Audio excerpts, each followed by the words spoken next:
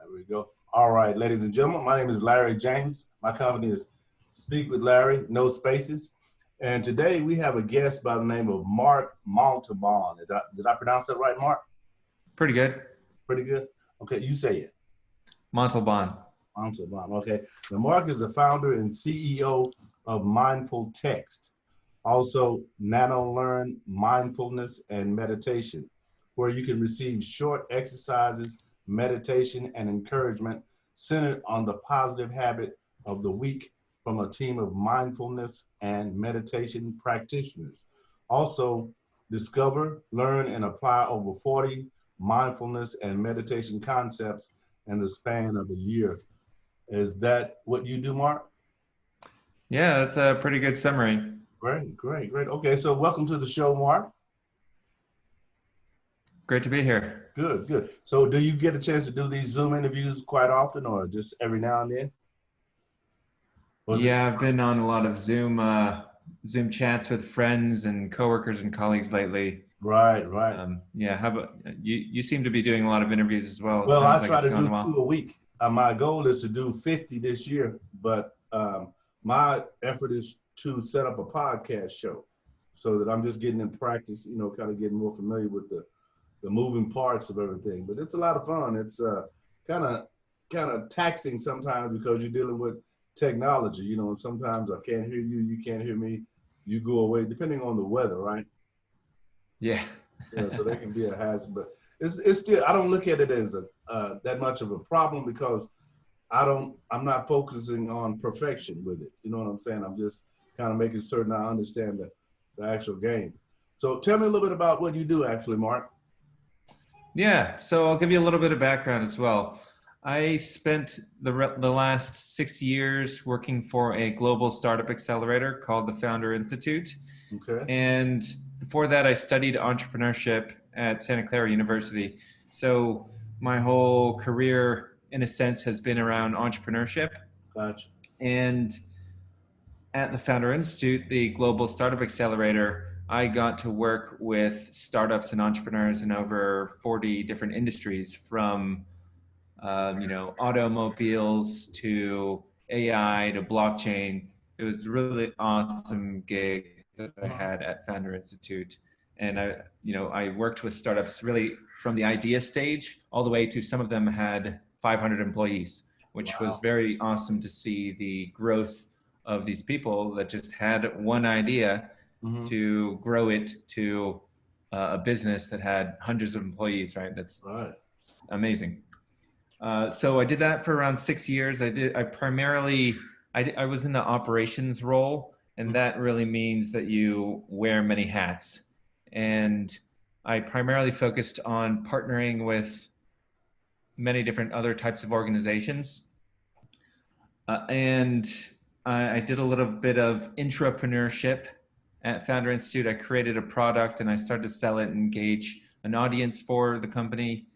Fast forward to about a year ago, I spent a lot of time helping founders raise funding and understand the fundraising landscape globally, actually. Mm-hmm. So, being around so many passionate entrepreneurs, that just gave me so much motivation and knowledge to want to create my own thing, right?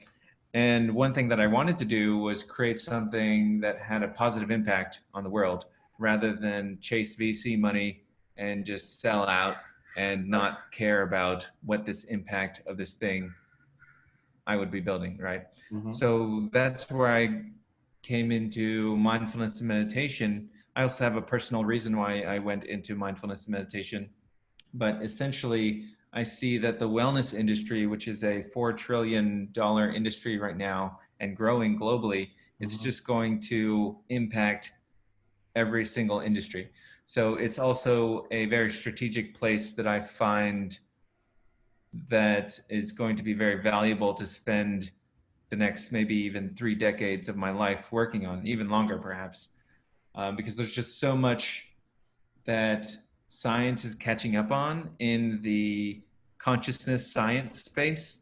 Like, we don't know that much about the body or the brain yet, but a lot of what yogis and meditators have been practicing for thousands of years is now being confirmed by science to be beneficial, right? Like all this mindfulness and meditation stuff, that's why a lot of it is going viral, Headspace, Calm.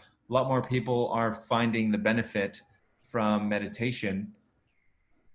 And yet we still don't understand all the intricacies that come along with really mastering your mind, mastering your thoughts. So I practice meditation very frequently, practice mindfulness very frequently, and I find it's just incredible how small bits of practice can change the way you live and change the way you look at life. So that's an intro to what I'm doing. Okay. So what was it that got you interested in that? Because you were in the entrepreneurial space, so you wanted to be an entrepreneur. That was your objective, right? Yeah, I felt the calling to launch my own thing, right? Like some people, I've met a lot of people that they try to launch a business and they find out very quickly that they would rather work with a team that's very structured and that's more certain. Right. The entrepreneurs they're very they're okay with risk, essentially, right? Like not everyone is okay with They're more that. driven also, right? Yes, that too. So I'm trying to remember the question how I got into this. It's a relatively long story. Essentially, when my father became very ill and passed away in 2016, Okay. I started to really reflect on the meaning of life, essentially, and meditation and mindfulness and that path really helps you figure that out, essentially. Okay. So that's when I really started to practice mindfulness and meditation more, like questioning, what is life and what am I doing on this planet before I die? Okay. And my father passing away really brought that into the forefront of how I would like to take action every single day. Okay. And just to share a little bit more, after my dad passed away, my mother was immediately diagnosed with cancer. She had been taking care of my dad day in and day out for 2 years while he was dealing with these autoimmune diseases. So at that point, I started working with my mom to just, outside of what the doctors were telling her and prescribing her to do, I helped her change her mindset around this whole idea of cancer and life, and begin to practice a lot of the mindfulness and meditation practices that I was as well. She was traditionally a very worrisome person. Okay. Like anxious, anxiety driven, if there is something bad that can happen, she would be thinking about it, right? Just worrying about every single thing. And when you do research into the meditation and mindfulness and wellness space, having anxiety, it physically impacts your health.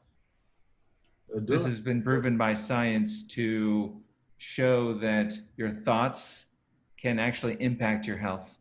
So part of what I did with my mom is help her mindset change to, instead of focus on the negative and the anxiety part of this debilitating disease, focus on supporting her wellness through thinking about the positive, thinking about, she's got a lot of family to support her, right? So thinking about all the positive things to reinforce her well-being, which helped. She she no longer has cancer right now. So really? Congratulations. Yeah. That's excellent. That's excellent. I've always believed that too, because there's a guy by the name of Dr. Joe Dispenza. Have you ever heard of him? Yep.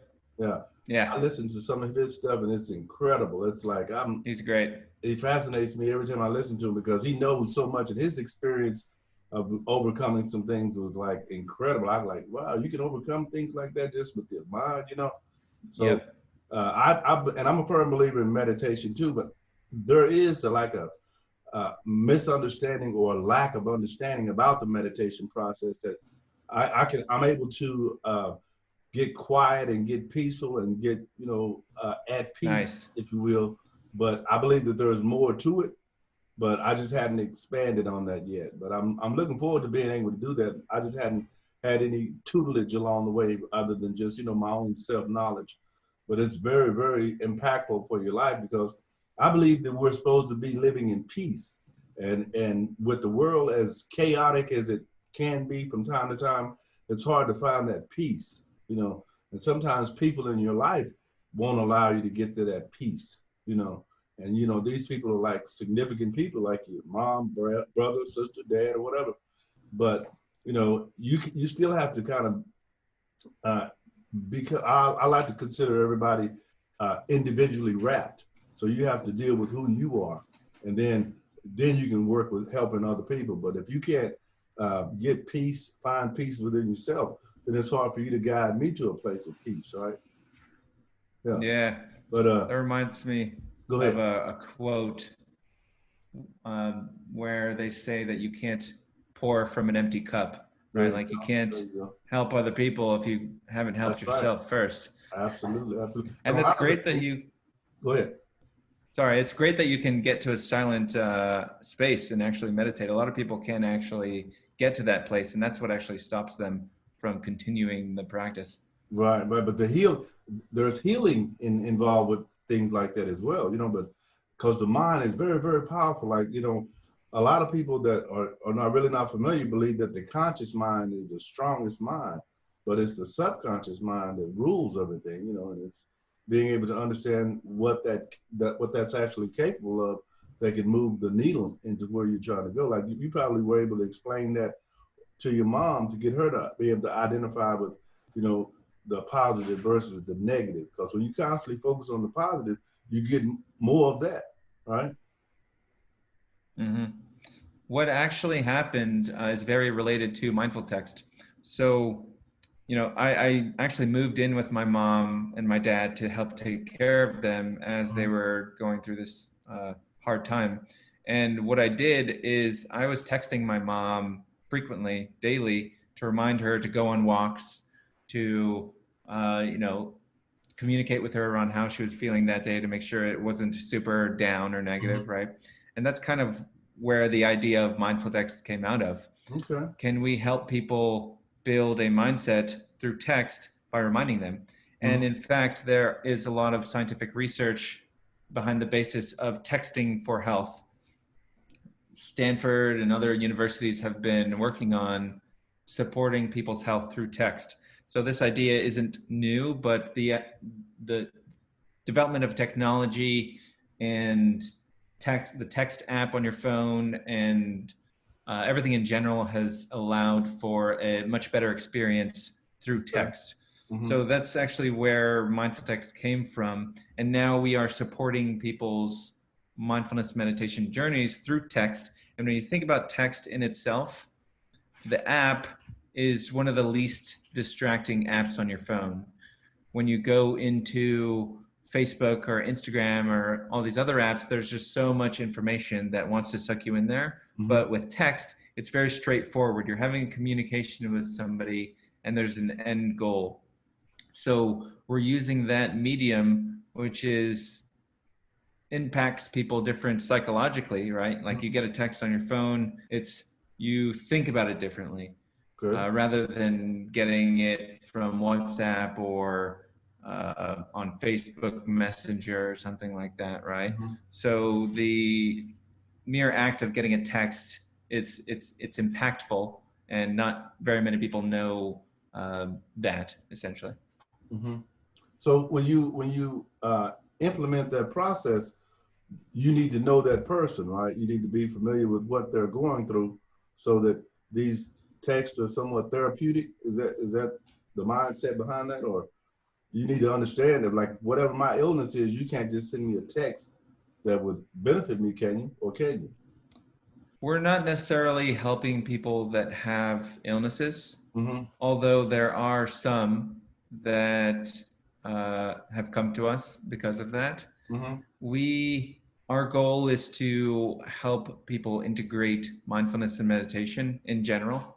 Oh, okay. We are starting to focus on different areas. Mm-hmm. Um, for example, a lot of yogis like to subscribe to our content because when you're in training to become a yogi, you're basically putting 90% of your headspace into the concept of wellness, yoga, and this integration with, um, the concept of mindfulness meditation. Mm-hmm. So what we do is we help keep these concepts within mindfulness and meditation. For example, deep breathing is one of the first um, tools that we share with people when you subscribe. Mm-hmm. We help keep these ideas top of mind because it's relatively easy to just practice for a second, like to learn a little bit about mindfulness and meditation, right? And just do it once. It's relatively easy. But the hardest part is maintaining the practice, Ah, the right? So consistency. what we're doing is we're helping people maintain that practice by texting them, creating a long-term texting companion, essentially, Mm, that's also structured in a way that is like a course. gotcha, gotcha. It's kind of like email marketing. Email, except as I mentioned in the past, it's the Text. psychology of receiving a text is much different. There's a lot less noise, right? Like Gotcha. a lot of people's emails are filled with tens of thousands of emails that they're never going to read. Right, You right. have to send them 100 emails before they read maybe two of them, There for you go. example. But with text, it's much harder to reach those people through text because less people are open to giving out their numbers. Mm-hmm. But by giving out your number to a company like us, Mindful Text, our goal is to not share your information. We're here to focus on helping you build a mindfulness and meditation practice, which Okay. will benefit you long term. Outstanding. Outstanding. And you came up with that? Yeah. Okay. And that's something. So, Well, texting is the text space. SMS is growing pretty heavily. mm-hmm. Gary Vaynerchuk created an app called Wine Text. Deepak Mind text. Chopra, Wine Text. Uh-huh. Like the wine Basically, you you can drink. buy wine through text Ah, messages. okay. Deepak Chopra has an ability to text his audience. I actually get texted by Deepak Chopra every other day or so. There are a lot of influencers now leveraging the texting medium, essentially. So Gotcha. Uh-huh. it's definitely growing. Right. So going forward, do you see technology taking over because of this pandemic? Now more people are not really gathering in crowds more so, but business is still being done. And I actually believe it's more effective because, you have the ability to lower your overhead, but the personal touch will no longer be there like it was, and, if you travel quite a bit, that will probably, become more limited as well because I don't see this pandemic just going away, but I don't see it really just stopping the process either. But I do see the process going forward looking a little different. The model is going to be a little different, don't you? Yeah, it's very interesting. I think it'll be very hard to predict what it'll look like in a year, especially if there's going to be another wave. Right. But what I do think is certain is that companies like Zoom, for example, we're on Zoom right now, Mm-hmm. these companies that are focusing on remote work, I Right. believe are going to be relatively successful going forward. And I believe there's going to be others, copycats, because that's how it works, and I'm not against that because I believe in, you know, in chaotic times, that's when opportunity really shines if you're able to, stay focused and look at it as such, especially when it's not directly affecting you. A lot of people that I think I listened to the report this morning where I think they're like at 30 plus million people unemployed. That's a lot of people unemployed. Therefore, in my mindset, you should no longer be thinking about simply a job. You should be thinking about starting your own little business And with technology as simple to operate as it is today, you know, like what my company teaches you is how to identify what your passion is and how to build a small business based on that. Because if you're just doing it for the money, as soon as the money runs out, or if the money never comes, you're going to run to another opportunity, right? But it's not a get rich quick. You need to know that. And it's going to take work, and that work is going to need to come from you, right? And if you're not willing to put in that work, then chances are very good that you should just go out and look for a job. But the days of 25 or 30 years on a job are pretty much gone, wouldn't you say? Yeah, it's uh, it's interesting, especially coming from the entrepreneur background. I witnessed a lot of people coming in and out of entrepreneurship, right? Mm-hmm. And seeing what motivates them to work on ideas. It's definitely all over the place. And the reasons why they fail are definitely in relation to what you were saying. If they don't have a strong Right. why they are launching their business, then typically long term they lose motivation. And it's just not something that they want to do. And they're going to chase after the next shiny object. Right. But see, with something like what you have going on, you're passionate about it, and you can actually see the results that you're helping people. And I'm a firm believer that, from a biblical perspective, that we're supposed to be givers, and if you give, you'll receive. Now, what you receive, chances are very good that it won't be what you give, but you just have to be continually giving. And that's why I like businesses like the one that you and I have, is because we can do this. We're actually helping people almost every time we connect with them, because if it's nothing but a little knowledge, a little nugget that we're leaving with them, then they get to take that and move to the next step. And opposed to just, taking money every time you see me, I'm gonna charge you something. I don't really like that concept anyway, but it takes money to operate the system. So one of the things that I like to share with people is that you want to start out with what's called a bootstrap type of mindset, right? You don't want to just go and spend a whole bunch of money because you don't really know all the moving parts.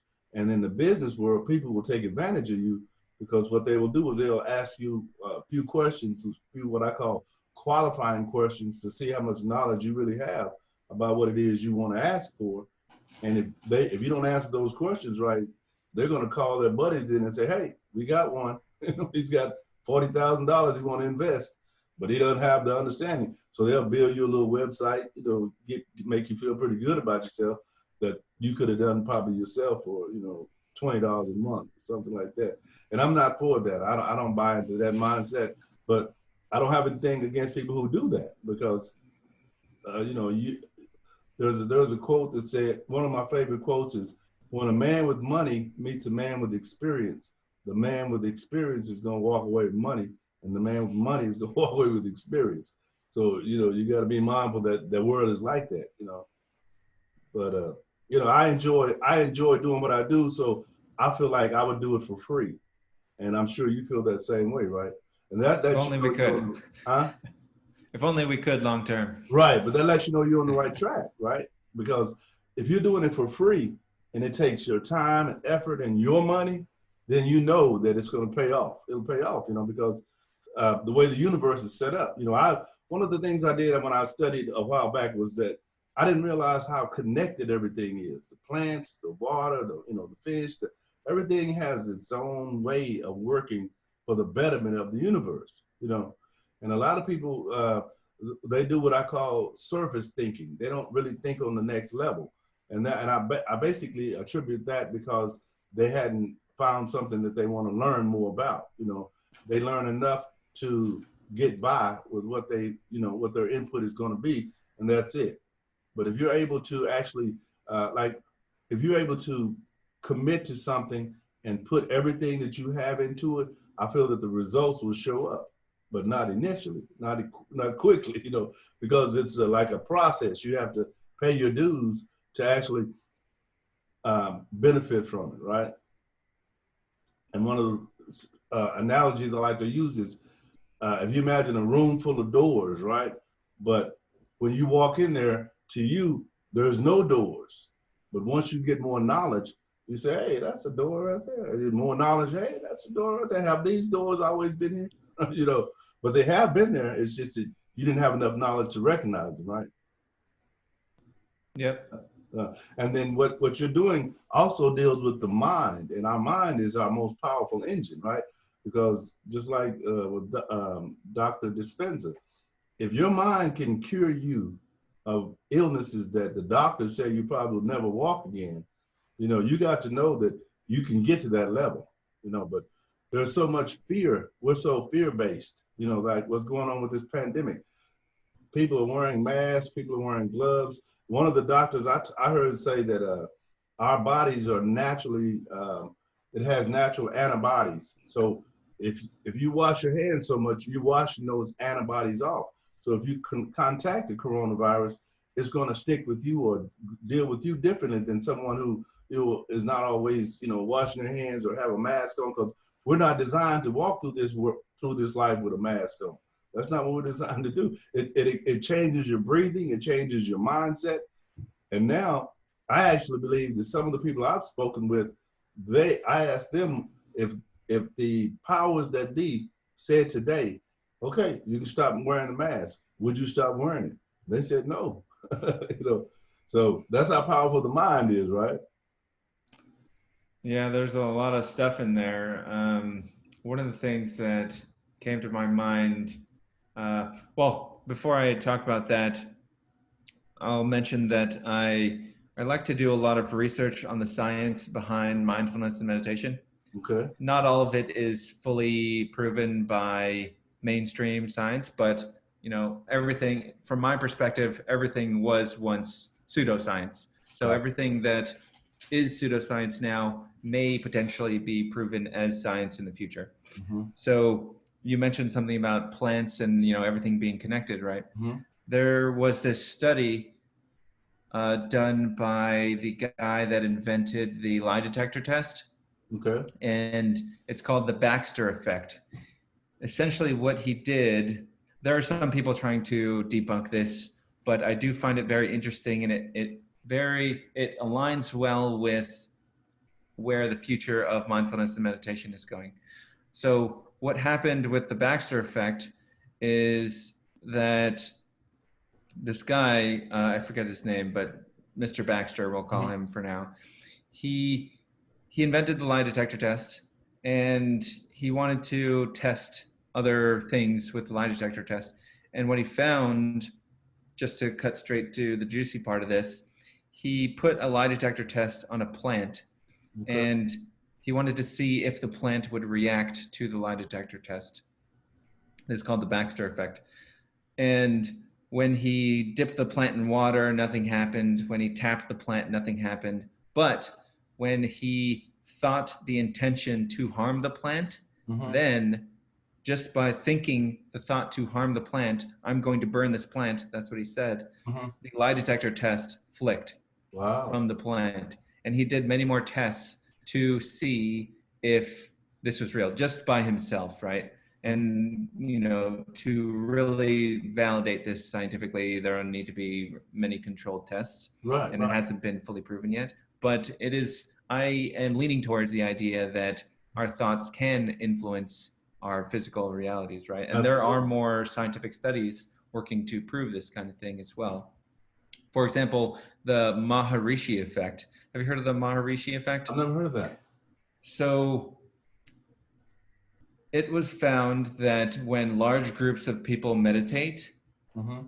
it affects the resonance of the planet.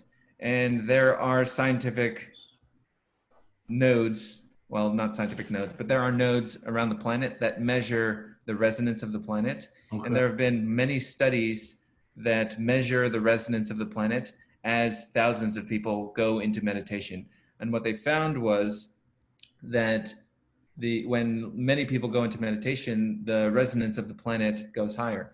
And furthermore, they found that there was a correlation to a decrease in crime when there was an increase in global meditation. Wow. So this is another way that our thoughts can potentially impact our reality. And this has That's true. been scientifically studied. Hmm. And the evidence from the actual peer-reviewed scientific study is showing that there's evidence for this effect. Wow, that's incredible. It's like I listened to this one person talk about. First of all, let me reference this. I had this question. Maybe you can answer this question. Maybe not, because I ask random questions sometimes, and it's kind of off the charts. But do you think that animals name their children? That's interesting. Because you Hmm. know, if you got three or four, you wouldn't just say, come here. You'd have to say something that they can identify with, right? That's very interesting. I know that there are, this is more on the pseudoscience end of things, but I do know that there are people that claim to be able to speak to animals, right? Right, So I do think there is a potential consciousness or some sort of communication that happens between animals. And, the communication between animals is obvious. right, We obviously have a deep connection sometimes with our pets, right? They can sense when we're sad. Maybe it's just body language, or maybe it's something deeper. right. In that sense, the idea of having a name seems not too far fetched, but I'm not certain about actually saying that they do have names or they call each other by names. Right, right. And one question before we leave. Uh, when something exists for centuries and then all of a sudden it becomes extinct, I believe that that's part of a food chain. So if my food chain is X and you eliminate X, my diet has to change as well, right? I believe we were all meant to be vegetarians. I don't believe we were meant to eat meat. People tell me all the time that we shouldn't eat anything with a face, and I'm thinking, what? But I believe that as well. I believe, like, wow.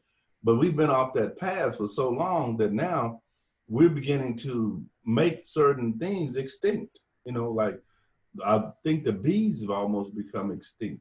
And I heard that those are very vital to the sustainability of the human race.